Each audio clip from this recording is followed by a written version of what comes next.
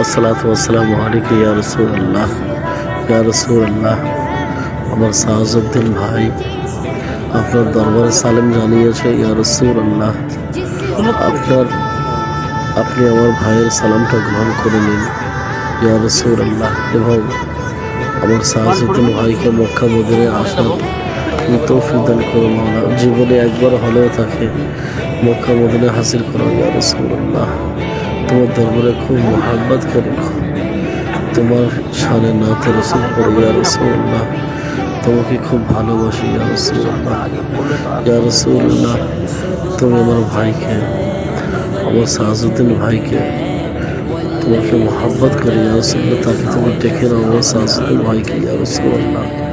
ইয়া রাসূলুল্লাহ, তার জীবনের সমস্ত জীবনের জানা অজানা প্রকাশ্য অপ্রকাশ্য সমস্ত গুনাহ খাতাকে মাফ করে দাও ইয়া রাসূলুল্লাহ।